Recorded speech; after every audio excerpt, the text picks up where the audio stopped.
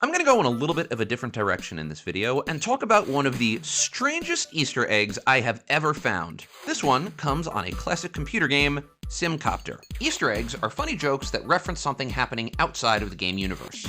The first and most well-known early Easter egg dates back to the Atari game Adventure, when programmer Warren Robinette snuck his name into the game, but hid the Easter egg so well that it went undiscovered for over a year. Most Easter eggs are funny, they're in-jokes or cultural references that maybe a few people get. Some, of course, take on a completely different direction and start crossing the line into the naughty. And then there's the ones that get people fired. The first SimCity came out in 1989, and it was a bit of a revolutionary hit. The game allowed you to take on the role of city planner and builder, enabling you to create homes, businesses, power grids, transportation systems, and more. It was a deeply complex game, arguably more complex than anything else available at the time, and essentially created the city building genre. It also sold well, selling more than 300,000 units for computers and 2 million units for the Super Nintendo. The game was developed by Maxis, which was founded by Will Wright and Jeff Braun. It was such a hit that it spawned a series of other Sim games, including sequels to SimCity, Sim Earth, Sim Ant, Sim Farm, Sim Life, and SimCopter.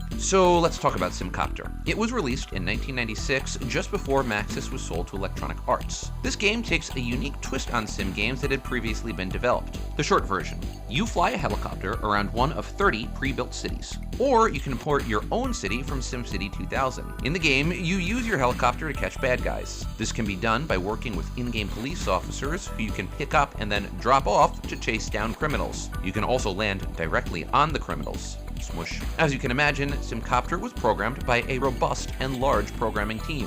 One such individual was Jaques Servin, who will be the star of today's video. Servin, a programmer for Maxis, was upset about the working conditions, an issue that has gained increasing publicity over time, which included 60-hour work weeks and being denied requests for vacation. Servin's unhappiness was actually more complicated than that, but hold that thought. Anyway, angry at his treatment, Servin decided that he was going to get back at Maxis in the gayest way possible. No, seriously. I mean, there's more to it than that, but that's what Servin decided to do. Servin's job was to program little people in the game. In an interview with Wired, Servin said that game artists use his program to make bodies, quote, aggressively heterosexual and create bimbos. Servin is gay and decided to add a neat little twist to the game. On certain dates, shirtless men in Speedo trunks would appear and hug and kiss each other. If you exited the helicopter and approached the men, they would also hug and kiss you, complete with a kissing sound effect. This, most decidedly, was not in the game's original design documents. The men were only meant to appear on Friday the 13th, Servin's birthday and his boyfriend's birthday, but Servin said that the programming didn't work and the muscle-bound men appeared much more often than anticipated. Servin added his muscle-bound men at the last second and was able to sneak them in. The game hit stores with his muscle men in them, where it was eventually, allegedly, found by Will Wright himself. A bit late for removal, however, as 78,000 copies had already been shipped by the time Wright discovered the men. Servin would later blame his prank on more than just the poor working conditions, saying he was trying to make a broader point about how, quote, heterosexual content is always implicit in computer games. Servin isn't wrong here. This was 1996, and while gay characters have made leaps and bounds in video games since then, the mid-90s largely saw LGBT issues ignored, or even worse, turned into punchlines. That being said, if Servin's efforts were designed to make the general public see more gay content and do so in a more serious light, he failed. Spectacularly.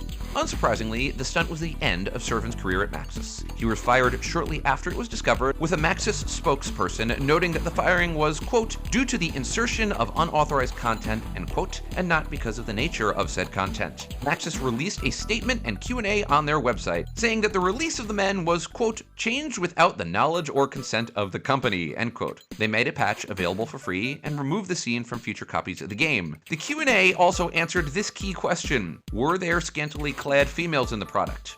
Answer: no. Good to know, I guess, although that actually really does prove Servin's point. Story wound up gaining national press. News stories reported on the Easter egg, and it hit the mainstream news, including write-ups in the New York Times and the Los Angeles Times. Then, reverse backlash. Max Cohn, a board member for the AIDS Coalition to Unleash Power, or ACT UP, protested the firing and argued that it was done in violation of the First Amendment rights of members of the LGBT community. He also called for a boycott of Maxis products until Servin was rehired. However, that protest was pushed back on by none other than Servin himself, who said that the call to boycott Maxis was absurd, and confirmed that his firing had only to do with the insertion of unauthorized content, not the nature of the content. This may seem like a natural place to end the story, but we're not quite there yet. So, All those personal motivations that Servin gave for the reasoning that he inserted the Easter egg, including issues with Maxis and a desire to promote more gay themes in computer games, not exactly the full story. It turns out that Servin had been in contact with a group called Artmark. Artmark, which is a play on the term registered trademark,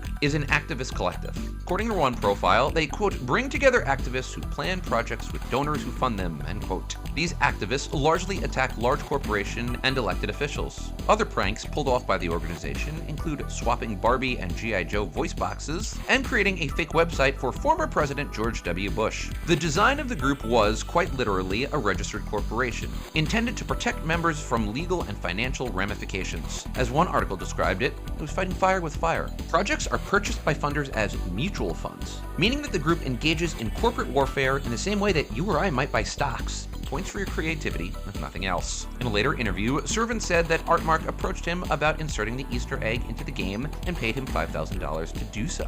He received the money about a month after the game had shipped, which was also the time that media reports on the game began to surface. Since that time, Servin went all in and moved on to a new collective with a similar purpose, the Yes Men.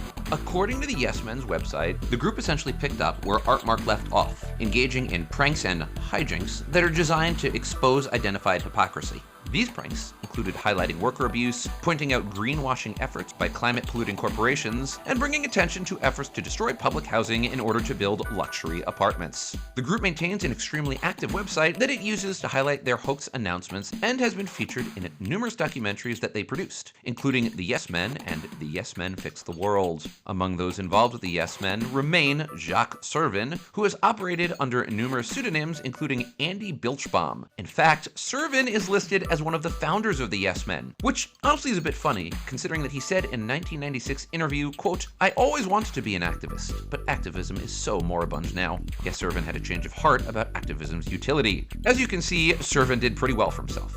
He said he received a ton of fan letters and 5 different job offers as a result of the Easter egg. He would go on to work for other computer companies, including Fujitsu Interactive and Berkeley Laboratories. He would also write 2 short stories and serve as a professor for the Parsons New School of Design. This prank was memorable in just how out of pocket it was. Can you imagine that you're just playing a computer game and suddenly you are surrounded by digital men in Speedos who want to kiss you? It would foreshadow a turn in Servin's life and ultimately highlight his efforts to right some of society's wrongs. For the rest of us, it is a fun story and certainly a lesson in quality control for Maxis. Now, here's the real question.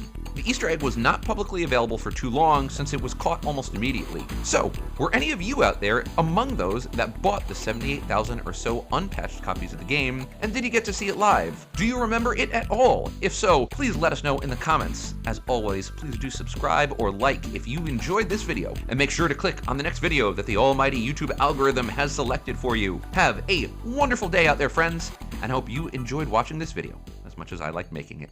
Take care.